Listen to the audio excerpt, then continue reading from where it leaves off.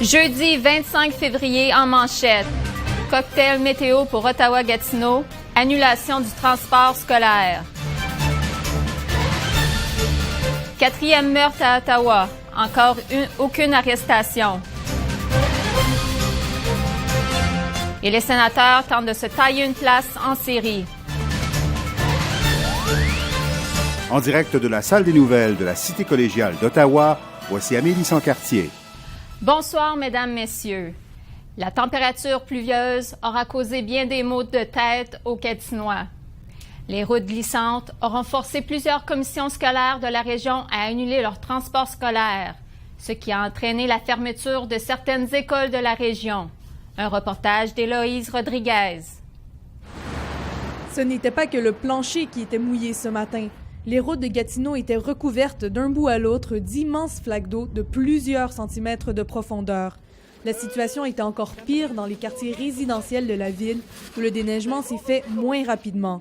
Des citoyens à bout de patience ont décidé de mettre la main à la pâte afin d'accélérer le processus. S'ils pourraient déblayer jusqu'au trottoir, là, puis enlever les flaques d'eau au lieu de laisser les citoyens le faire, comme je suis en train de le faire en ce moment, là, ça irait beaucoup mieux. Tout ce qui est petites rues, t'as pas fini de nettoyer, qui repasse avec les charrues, puis c'est très, très, très dur sur... c'est vieux. Ça me dérange, mais quand on veut pas rester pris, il faut le faire. La forte pluie des dernières 24 heures a rendu certaines routes de Gatineau impraticables à un point tel que des commissions scolaires, comme celle des draveurs et celle des portages de l'Outaouais, ont décidé d'annuler le transport scolaire. Les écoles qui dépendent du service d'autobus se sont vues forcées de fermer leurs portes pour la journée. On a environ 95% de notre clientèle qui est transportée.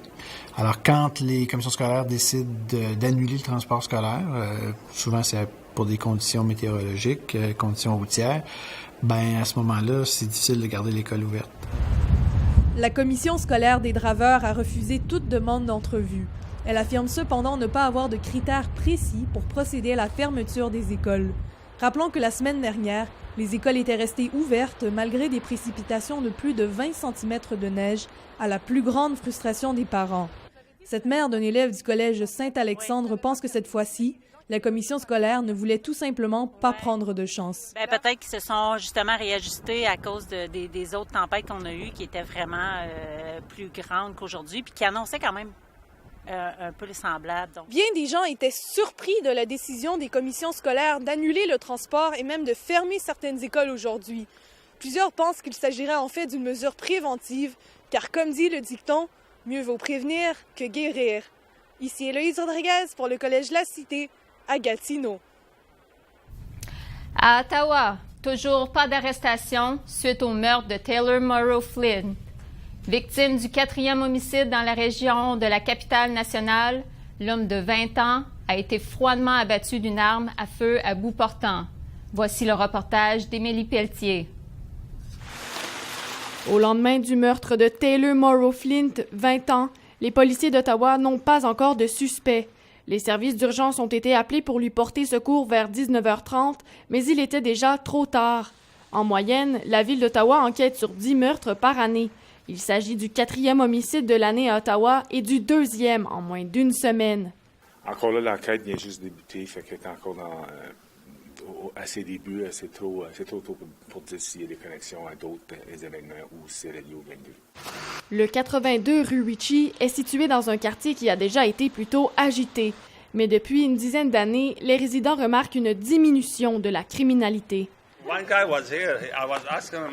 Un client m'a dit qu'il connaissait la victime. Il m'a dit que c'était un bon gars. Je suis certain que c'est relié à la drogue, sans aucun doute. La sœur de Taylor, Taisha, a déclaré qu'elle n'était pas prête à parler aux médias, mais elle a publié un message sur Facebook. « Mon meilleur ami, mon cœur, mon âme, mon tout. Tu étais tout pour moi et rien n'aurait pu changer cela. Je n'ai pas pu te dire au revoir, mais tu sais que tu étais mon meilleur ami. Je promets que je prendrai soin de tes biens et je m'assurerai de garder ta petite amie près de moi. Je ne te laisserai pas tomber, mon frère. Émilie Pelletier, La Cité, Ottawa. » Le Salon du livre de l'Outaouais ouvrait ses portes ce matin au Palais des Congrès de Gatineau pour la première journée de cet événement qui se termine dimanche. Plusieurs étudiants de la région étaient présents pour rencontrer les auteurs de littérature jeunesse et de développer une nouvelle passion pour la lecture. Le reportage de Karine Charlebois. Ça, c'est le nouveau, la forêt des eaux. La lecture est la clé de la réussite. C'est pour cette raison que le Salon du livre de l'Outaouais a décidé de mettre la jeunesse à l'honneur lors de cette première journée. Pour Maya, une jeune étudiante du Collège Saint-Joseph de Hull, la rencontre avec ses auteurs préférés lui permet de s'évader dans un monde imaginaire, quelque chose que peu de jeunes arrivent à faire de nos jours. Avoir tous les enfants puis des étudiants venir puis regarder des livres, c'est vraiment une bonne chose. Surtout de nos jours, aujourd'hui, la technologie, ça prend l'avance, puis tout le monde est toujours sur leurs appareils. Le 37e salon s'est inspiré du mot « libre » afin de non seulement informer les jeunes sur la liberté d'écrire, de créer et de s'exprimer, mais surtout pour les encourager à s'évader dans un bon livre en revenant de l'école. C'est super important parce que la lecture au jeune âge, c'est vraiment un gage de réussite à l'école et comme dans la vie. Donc lire pour nous, c'est vraiment important. Selon une étude nationale, le pourcentage d'étudiants de la 3e année qui aiment lire est de seulement 50 %. C'est pour cette raison que le Salon du livre a décidé d'inspirer les jeunes en invitant des BDistes et des auteurs aimés des petits et des adolescents. Un nez de renard! Pour les jeunes, la lecture n'est plus synonyme de plaisir. Ce désamour pour les livres est dû en partie à l'arrivée des technologies. Mais avec plus d'une centaine d'écrivains présents au Salon du livre, accompagnés de leurs personnages de BD, magazines scientifiques, romances, horreurs et comédies, il y en avait pour tous les goûts. Je le trouve très bon. C'est une très bonne chance de voir des auteurs. Il y a beaucoup de livres intéressants. C'est vraiment chouette. Il y a beaucoup de nouveaux livres qu'on n'a jamais vus. Il y a des séries qu'on connaît déjà, puis c'est vraiment le fun. Il y a beaucoup de livres et des fois je me trompe ou tout parce que c'est tellement grand. L'événement tant attendu des jeunes est surtout la sortie du dernier tome de la série Amandine. Afin de célébrer le lancement du roman Limonade Rose, une fête pour enfants sera organisée au Salon du livre ce samedi. Les enfants pourront déguster de la limonade rose et manger des maïs soufflés roses. Ça va être un party. Le Salon du livre a trouvé une façon intéressante d'inspirer les jeunes, de souligner le succès de plusieurs écrivains de la région et de mettre l'accent sur les grandes opportunités qui s'offriront dans la vie des futurs auteurs. Karine Charlebois pour le Collège La Cité, à Gatineau. Des organismes communautaires de la région se sont rassemblés à l'hôtel de ville de Gatineau vers 10 heures pour contester contre les mesures d'austérité. Les manifestants se sont déplacés devant le bureau de la ministre responsable de l'Outaouais, Stéphanie Vallée, pour faire connaître leur mécontentement. Nolibo Gagnon-Thibault était sur place. Une trentaine de personnes dénonçaient les mesures d'austérité du gouvernement libéral devant l'édifice Jaumont-Ferrand, là où se trouve le bureau de la ministre responsable de l'Outaouais, Stéphanie Vallée. Le groupe était surtout constitué des représentants d'organismes communautaires de l'Outaouais. Pour eux, c'était une occasion de se parler et d'unir leurs voix. C'est toujours bon de se retrouver entre organismes. C'est important de pouvoir partager entre nous, de pouvoir rencontrer nos collègues et de pouvoir s'unir. Il n'y a pas de logique. Ils ont débuté leur rassemblement dans l'agora de la Maison du citoyen où ils ont contesté les coupures budgétaires à leur endroit. Il est difficile pour eux d'offrir les mêmes services tout en subissant une réduction de leur financement. Au niveau global, notre financement réduit alors que comme partout ailleurs, nos coûts augmentent. Donc, c'est très, très difficile pour nous, en tant qu'organisme, de poursuivre nos services et la quantité de services qu'on offre. Ils ont par ailleurs fait de grandes critiques à propos du néolibéralisme qui, pour eux, représente le désengagement de l'État envers ses citoyens via la privatisation. Lorsque les services sont plus offerts dans le public, ils sont offerts dans le privé, ça coûte de plus en plus cher aux gens. Et ça affecte en particulier les gens qui sont à faible et moyen revenu. Les organisateurs de l'événement étaient déçus par le peu de personnes présentes. Cependant, ils ne croient pas que ce soit un signe d'essoufflement du mouvement anti-austérité. Le blâme reviendrait plutôt aux mauvaises conditions météorologiques. Écoute, moi, j'aurais pas parlé d'un essoufflement là. Moi, je dirais peut-être un essoufflement à cause de l'hiver, à cause de la neige, à cause de la glace, Mais en général, je pense que le monde est relativement mobilisé. Bien que la participation ait été moins importante que prévu, les organismes communautaires restent confiants dans leur lutte. Ils ont toujours l'espoir de renverser l'austérité et de recevoir du financement. Nonibo Gagnon-Thibault pour le Collège La Cité à Ottawa. La place des peuples divise les citoyens de Gatineau selon le sondage segment recherche Le Droit 104.7 FM. Un Gatinois sur 2 est en faveur au projet qui prévoit la construction de 2 tours de 35 et 55 étages dans le centre-ville. C'est devant le Musée canadien de l'histoire que près de 44 des Gatinois croient que c'est le site le plus approprié pour accueillir le projet de Gilles Desjardins. Le patron de Brigil se réjouit de l'augmentation de l'optimisme des citoyens dans la dernière année. Mais il se dit que s'il n'obtient pas la coopération de Gatineau, il opterait pour que son projet se concrétise à Ottawa. Le maire de Gatineau, Maxime Pedneau-Jobin, n'a pas encore pris de décision concernant son projet. Au retour, les nouvelles nationales et internationales avec Sébastien Duval.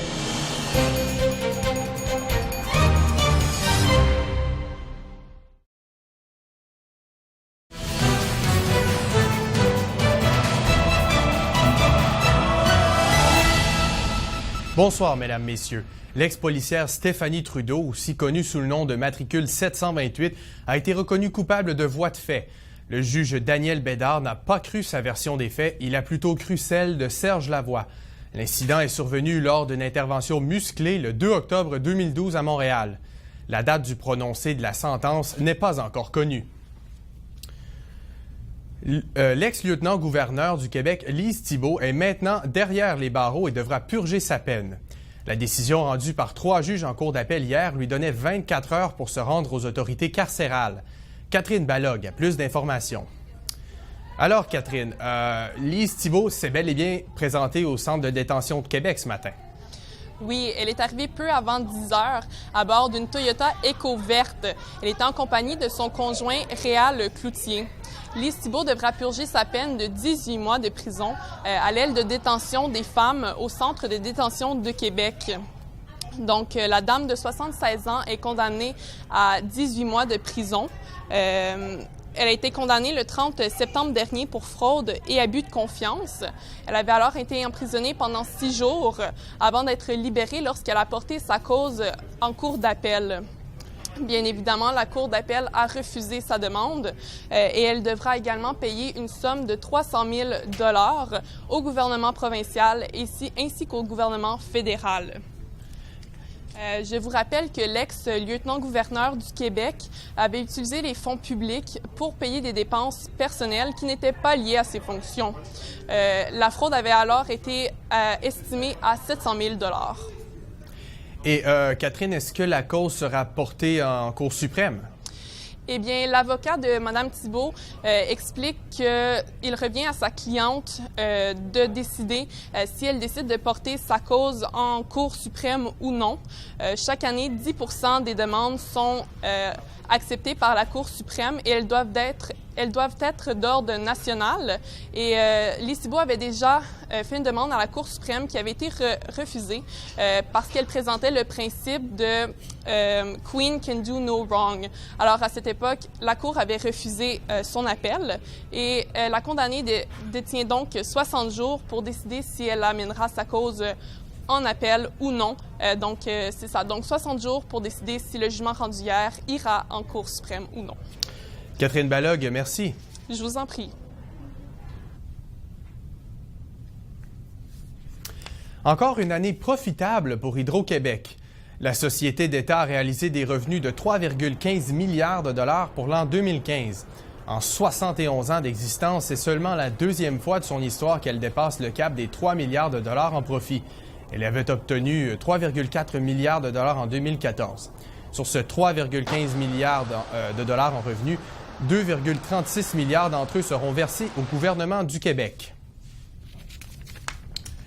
Apple refuse d'aider le FBI suite à la tuerie de San Bernardino qui a eu lieu en décembre dernier aux États-Unis. Le FBI voudrait la coopération d'Apple pour débloquer le mot de passe du téléphone d'un des terroristes, mais Apple refuse. On en parle avec Hugo Ternès. Alors Hugo, pourquoi Apple ne veut pas coopérer avec le FBI? Eh bien, Apple ne veut pas coopérer avec le FBI suite à la tuerie qui a eu lieu aux États-Unis décembre dernier à San Bernardino, la tuerie qui a fait 14 morts et 21 blessés, comme on le sait bien, par deux personnes qui ont commis ces attentats-là. Et puis dans ces attentats-là, on a vu que sur le manteau d'un jeune homme. Il y a eu un iPhone 5C qui, on a pu le voir, et puis le FBI l'a recueilli et a demandé tout de suite après à Apple d'avoir les données et le mot de passe de ce téléphone-là. Mais Apple n'a dit que non, ils ne voudraient pas ils ont dit non clairement. Mais ils ont autorisé à quelques ingénieurs d'Apple de donner quelques données de ce téléphone-là, mais pas le mot de passe qui était verrouillé sur le téléphone-là à ce moment donné. Et Hugo, est-ce que donner le logiciel pour débloquer les téléphones intelligents au FBI pourrait compromettre la sécurité de la vie privée des utilisateurs? Oui, Sébastien, ça pourrait compromettre la sécurité des gens parce que c'est une des causes majeures de pourquoi Apple ne veut pas coopérer un peu avec le FBI, parce que c'est de la violation de la vie privée des gens. Donc Apple est tout de même capable de débloquer ce téléphone-là, mais donner ce logiciel-là au FBI, je ne pense pas que ce serait la meilleure idée à faire. Et puis surtout, ça ouvre une porte à la justice, surtout, de s'ils voudraient utiliser ce logiciel-là par la suite, eh bien, ça pourrait compromettre quelques dossiers et puis ça pourrait compromettre aussi la vie privée des gens. Et c'est la dernière chose que Tim Cook et sa compagnie Apple voudraient faire. Hugo Ternès, merci pour ces précisions. Je vous en prie. Le faible dollar canadien fait encore des ravages. Le détaillant de lingerie américain Victoria's Secret a affirmé ne plus vouloir ouvrir de magasin au Canada en 2016 en raison de la faiblesse du UR. Les détaillants avaient des plans dans plusieurs grandes villes canadiennes, mais il a dû tout mettre sur la glace pour l'année en cours. Le géant du commerce de détail possède actuellement 37 magasins partout au pays. Maintenant sur la scène internationale. Au moins 15 personnes sont mortes et 34 autres ont été blessées lors de 2 attentats qui ont eu lieu aujourd'hui en Irak. Un édifice religieux et un point de contrôle militaire du village de Shula ont été les cibles des attaques. Les 2 lieux frappés par les incidents sont des lieux majoritairement chiites. Les attaques n'ont pas encore été revendiquées. Au retour, les sports avec Souleymane Edara.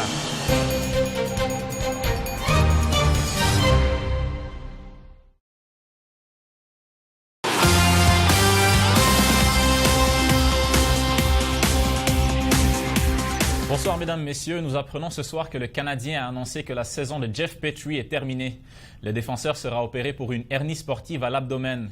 Petrie, 28 ans, a inscrit 5 buts et 11 passes en 51 matchs cette saison. Les Sénateurs d'Ottawa se mesureront aux Canucks de Vancouver ce soir au Rogers Arena. Les hommes de Dave Cameron ont remporté leurs 4 derniers matchs et tenteront de maintenir la cadence. Et ce, à l'aube de la date des limites des transactions. On en parle avec Alex Pilote. Bonsoir Souleymane. Bonsoir Alex. Donc récemment, les Canadiens sont vraiment en feu. On se demande qu'est-ce qu'ils pourront faire pour reproduire la magie de l'année passée et refaire les séries. Bien, en fait, Souleymane, les Sénateurs qui sont au 11e rang de la conférence de l'Est avec un total de 64 points à 4 points d'une place en série devront y aller un match à la fois. C'est un peu le plan de match qu'ils avaient la saison dernière lors de la miraculeuse remontée pour faire les séries éliminatoires. C'était un match à la fois. On se rappelle des prouesses du gardien Andrew Hammond l'an dernier qui est arrivé de nulle part pour afficher un dossier de 20 victoires, 1 défaite et 2 défaites en surtemps. Donc, vraiment, on a vu les hommes de Dave Cameron l'an dernier en mission. Dave Cameron qui était arrivé en relève à l'entraîneur-chef Paul McLean qui avait été congédié. Donc, c'est encore Dave Cameron cette année qui est l'entraîneur-chef. Donc, il essaiera de reproduire cette magie. Comment? Un match à la fois, une séquence à la fois, envoyer ses hommes en mission comme j'ai mentionné plus tôt. Pour ça, il faudra la contribution des gros canons. Je parle de Bobby Ryan, de Mark Stone, de Mike Hoffman. On parle aussi d'une bonne contribution devant les filets du gardien Craig Anderson qui essaiera de reproduire les prouesses de Hammond qui a fait l'an dernier. Peut-être pas la même fiche, mais être solide devant la cage serait la moindre des choses. Ce qui tourne autour du succès des Sénateurs, par contre, c'est le capitaine et défenseur Erik Karlsson, qui est le 4e meilleur marqueur de la Ligue nationale avec un total de 65 points, ce qui est incroyable pour un défenseur. Donc, pour le match de ce soir qui opposera les Sénateurs aux Canucks de Vancouver. Les Canucks sont également au 11e rang de leur conférence, la conférence de l'Ouest. Mais pour eux, leur place en série est un peu compromise. Ils sont à 10 points d'une place en série. ce sera Craig Anderson face à Ryan Miller dans les filets pour les deux équipes. Et les rayés pour les Sénateurs seront Patrick Wierkosh ainsi que Shane Prince. Et Alex, on est à 4 jours de la date limite des transactions. Quelles équipes seront à surveiller et quels joueurs surtout seront à surveiller? Eh bien, les équipes qui seront à surveiller, premièrement, on surveillera les vendeurs et les acheteurs, les joueurs qui seront sur le marché. On parle notamment des attaquants Andrew Ladd, Mikkel Boedker, on parle de Louis Eriksson, tous des joueurs d'impact. Aussi, on peut parler des défenseurs Chris Russell et Dan Amius. Pour les acheteurs, on parle des équipes qui sont aspirants à la Coupe Stanley, Chicago, Los Angeles ou la Floride, qui sont la surprise de l'année. Et pour les vendeurs, on parle des équipes canadiennes qui sont le Canadien de Montréal, les Maple Leafs de Toronto. Donc, toutes les équipes canadiennes, sauf les Sénateurs d'Ottawa, qui demeurent le dernier espoir pour voir du hockey des séries au Canada ce printemps. Alex Pilote, merci. Merci beaucoup. Le milieu de terrain français Robert Pires a annoncé sa retraite sur beIN Sports ce matin. Il est le dernier champion du monde de 1998 à le faire après plus d'une année sans jouer. Il a expliqué qu'à 42 ans, il faut pouvoir dire stop et surtout laisser la place aux plus jeunes. L'ex-bleu a débuté chez les professionnels à Metz avant d'évoluer à Marseille et à Arsenal. Il a remporté plusieurs trophées dont 2 championnats et 2 Coupes d'Angleterre. Il a fait partie de l'équipe surnommée les Invincibles qui a terminé la saison 2003-2004 sans aucune défaite. Adrien Bronner défendra son titre des poids super légers de la World Boxing Association pour la première fois, alors qu'il affrontera Ashley Theophane le 1er avril au DC Harmony de Washington. Le combat sera présenté en finale d'un gala de Premier Boxing Champions, télédiffusé sur les ondes de Spike TV au Canada et aux États-Unis. Bronner s'est emparé de la ceinture vacante en battant Khabib Alakhdiev par arrêt de l'arbitre au 12e round en octobre dernier à Cincinnati. Theophane, quant à lui, a remporté ses 6 derniers combats depuis qu'il s'est incliné devant Pablo César Cano en septembre 2013 à Las Vegas. Il s'agira de son premier duel du championnat du monde depuis le début de sa carrière. Marcos Baghdatis a mis la table pour un potentiel duel en demi-finale contre Novak Djokovic. Jeudi, en battant la 4e tête de série Roberto Bautista au championnat de tennis de Dubaï. Baghdatis, 57e joueur mondial, affrontera Djokovic ou la 6e tête de série Feliciano Lopez. Plus tôt jeudi, Nick Kyrgios a accédé au carré d'as en prenant la mesure de la 3e tête de série Thomas Berdych. Kyrgios a prévalu en 87 minutes, obtenant une dizaine d'as et résistant aux 4 balles pris de concéder de son rival.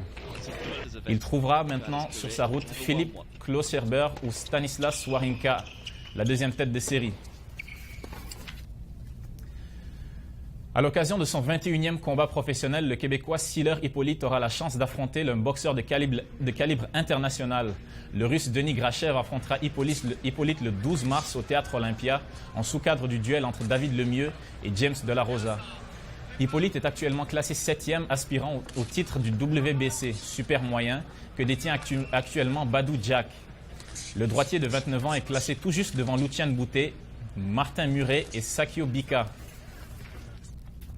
Les Blue Jays de Toronto ont consenti à un contrat des ligues mineures au voltigeur Dominic Brown, en plus de l'inviter à leur camp d'entraînement. L'athlète âgé de 28 ans a disputé 63 matchs avec les Phillies de Philadelphie la saison dernière, maintenant une moyenne au bâton de 228 avec 5 points, circuits et 25 points produits. Brown a passé ses 6 saisons dans le baseball majeur avec les Phillies, totalisant notamment 27 circuits et 83 points produits en 2013. Au retour, le culturel et la météo avec Amélie Sancartier.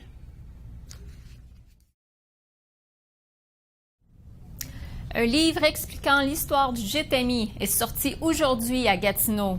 L'annonce a été faite lors d'une conférence de presse à la Maison du Citoyen ce matin. La sortie du livre coïncide avec l'ouverture du Salon du livre de l'Outaouais. On en parle avec Alexandre McKinnon. Alors, Alexandre, qu'allons-nous découvrir en lisant ce livre? Oui, le livre du Jitami donne la parole à des gens qui ont bénéficié du Jitami et qui en bénéficient encore. Le Jitami a ouvert ses portes en 1983. Le JITAMI, c'est un service qui rappelle-t-on, est jugé essentiel. Le JITAMI de Hull, une histoire et des raisons d'être, raconte tous les défis du personnel, les enjeux qu'ils ont dû traverser. Ça a pris 8 ans à écrire le livre. Le but des auteurs était d'apporter aux gens une réflexion sur la situation de ces gens en difficulté, aussi souligner le travail exceptionnel des employés, des bénévoles qui ont travaillé d'arrache-pied. Alors, on écoute un des auteurs du livre, Pierrot Lambert, qui nous dit dans ses mots à lui exactement ce que le livre contient. Certains qui ont été bénéficiaires sont devenus bénévoles et même employés. Quel a été leur parcours? Et on a même 2 parents d'itinérants qui ont témoigné pour nous, pour dire qu'est-ce que ça veut dire pour eux, maintenant qu'ils ont vécu ça, d'avoir des enfants qui sont devenus des gens de la rue. Donc, pourquoi, Alexandre, c'est important pour les auteurs de l'écrire? Oui, la femme de M. Lambert, Simone Lambert, est co-auteure du roman. Les deux amoureux font partie du CA, le conseil d'administration du JITAMI. C'était important pour eux de raconter cette histoire. Ils ont réalisé en rentrant en poste que plusieurs bâtisseurs et plusieurs gens différents ont collaboré au succès du JITAMI et pour le garder, pour faire ce qu'il est aujourd'hui. Ils se sont rendus compte de l'importance du JITAMI dans la société d'aujourd'hui. Ils sont allés voir des documents, sont allés chercher des témoignages de personnes qui ont pu témoigner de tout ça, de toute cette histoire-là. Alors, ils ont fait tout ça pour faire comprendre aux gens l'importance du JITAMI dans la société. Merci, Alexandre. Merci, Amélie. À la météo ce soir, dans la région d'Ottawa-Gatineau, ce sera nuageux avec quelques flocons.